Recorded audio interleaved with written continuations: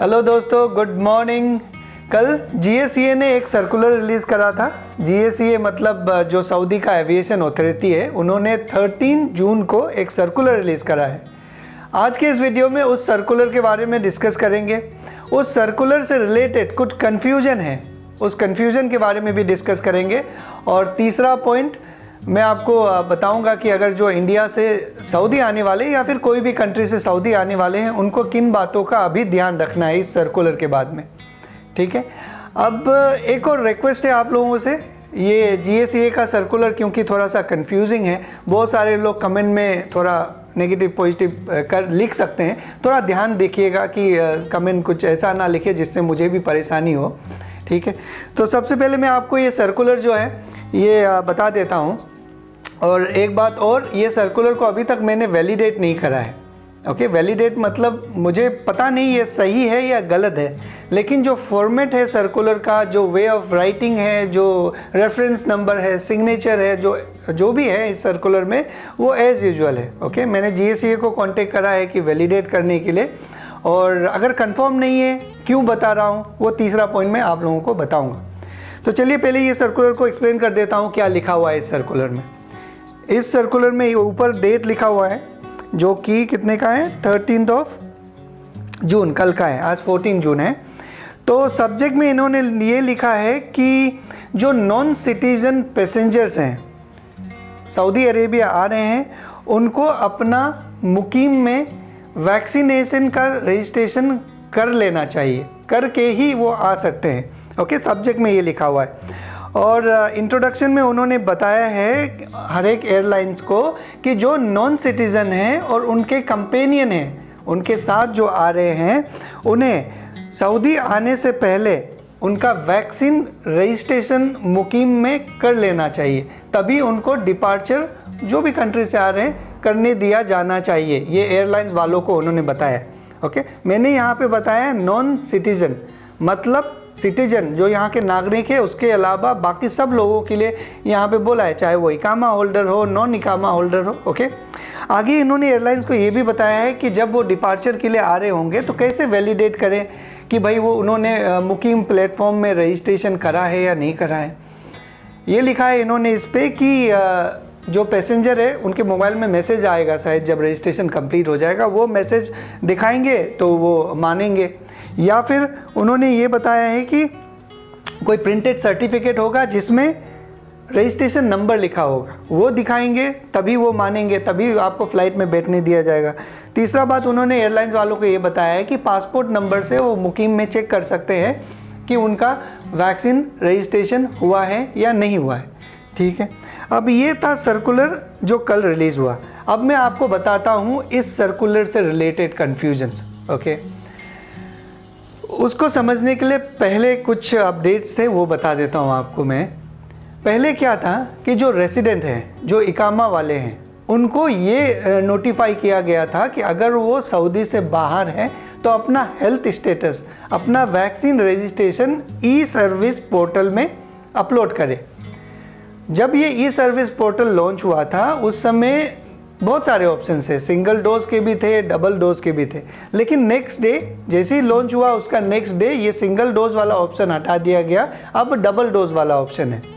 तो जो रेसिडेंट है, इकामा होल्डर है, उनको ई सर्विस में आने से पहले रजिस्ट्रेशन करने को कहा गया था। ओके, लेकिन इस सर्कुलर में नॉन सिटीजन, सारा नॉन सिटीजन को बताया जा रहा है। मतलब ये कि जो ई सर्विस का कॉन्सेप्ट था वो ख़त्म हो गया है, क्वेश्चन मार्क, या नहीं हुआ है। ओके, दूसरा एक कन्फ्यूजन ये है कि इसमें जो विजिटर्स थे, जो नॉन इकामा होल्डर्स थे, उन लोगों के लिए क्या इंस्ट्रक्शन था कि वो 72 आवर्स बिफोर डिपार्चर कोई सा भी कंट्री से वो मुकीम में अपना वैक्सीन जो रजिस्ट्रेशन है वो कर लेना चाहिए था उनको। ओके, लेकिन अब ये जो ई सर्विसेज और मुकीम, इसको साइड में कर दिया इन्होंने। अब सब लोगों को, चाहे वो रेसिडेंट हो, इकामा हो, उन लोगों को, सारे नॉन सिटीज़न को। ओके, इसमें नॉन सिटीजन कहाँ है, ये बात मैं आपको बार बार बता रहा हूँ। नॉन सिटीजन कहाँ है, इसमें बाकी एग्जेम्प्टेड कैटेगरी के बारे में भी उन्होंने नहीं बताया है। अगर आपने मेरा पहला वीडियो देखा होगा, पहला मतलब कुछ दिन पहले जो मैंने अपलोड करा था, जिसमें GACA का इंस्टीट्यूशनल क्वारंटीन गाइडलाइन एक्सप्लेन करा था डिटेल में, उसमें एक एग्जेम्प्टेड कैटेगरी बताया गया था। उस एग्जेम्प्टेड कैटेगरी में उन्होंने कुछ एग्जेम्पशंस दिए थे कि जो लोग इस एग्जेम्प्टेड कैटेगरी में आएंगे उनको सऊदी आने के बाद में 7 दिन इंस्टीट्यूशनल क्वारंटीन फैसिलिटी में नहीं रहना पड़ेगा, ये कहा गया था।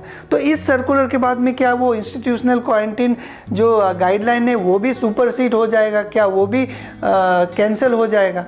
अब जो भी लोग सऊदी आएंगे उनको वैक्सीन लेके ही आना पड़ेगा, यही समझा जा सकता है उस सर्कुलर से, क्योंकि उन्होंने क्लियर कहा है कि जो भी नॉन सिटीजन है वो मुकीम पे अपना वैक्सीन रजिस्ट्रेशन करवा के आए। अगर जिन्होंने वैक्सीन नहीं लिया है तो डेफिनेटली रजिस्ट्रेशन नहीं करवाएंगे, तो क्या वो नहीं आ सकते?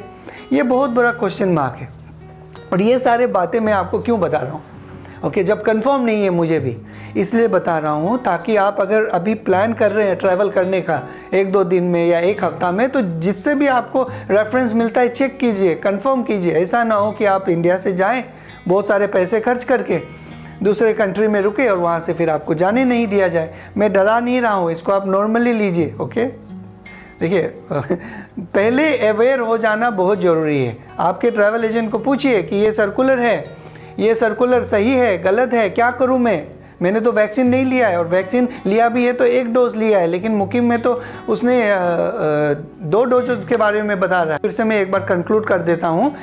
अभी जो GACA का सर्कुलर आया है उसमें उन्होंने कहा है कि जो सिटीज़न हैं, ओके, जो नॉन सिटीज़न हैं, अगर वो सऊदी आएंगे तो उनको मुकीम प्लेटफॉर्म में अपना वैक्सीन रजिस्ट्रेशन करवा लेना पड़ेगा। उन्होंने इसमें कोई एग्जेम्प्टेड कैटेगरी के बारे में नहीं बताया है, सिर्फ एक एग्जेम्प्टेड कैटेगरी माना जा सकता है, वो है सिटीजन। बाकी जो भी नॉन सिटीजन्स हैं, ओके, चाहे वो डिप्लोमेट्स हैं, हेल्थ वर्कर है, कोई भी है, यही माना जाएगा, उन सारों को मुकीम में रजिस्ट्रेशन करना चाहिए। उस सर्कुलर में उन्होंने सिंगल डोज डबल डोज इसके बारे में भी नहीं बताया।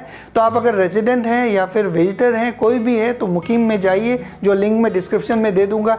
चाहे 1 डोज भी लिया है आपने तो अपलोड कीजिए, है ना, क्योंकि जैसा मुझे याद है उसमें कोई 1 डोज या 2 डोज का ऑप्शन जैसा नहीं था, अभी अपडेट किया होगा तो पता नहीं, चेक कर लीजिएगा। बहरहाल ये है कि आप जब ट्रैवल करने वाले होंगे तो इस चीज़ को ध्यान में रखिए ताकि आपको प्रॉब्लम ना हो। और जैसे ही मुझे इससे रिलेटेड कोई कंफर्मेशन आता है मैं आप लोगों के साथ शेयर करूंगा। और आपके कोई फ्रेंड्स हैं जो ट्रैवल करने वाले हैं इंडिया से सऊदी अरेबिया या फिर कहीं से भी सऊदी अरेबिया, उनके साथ आप शेयर करें। तब तक अपना ख्याल रखिए। Thank you very much.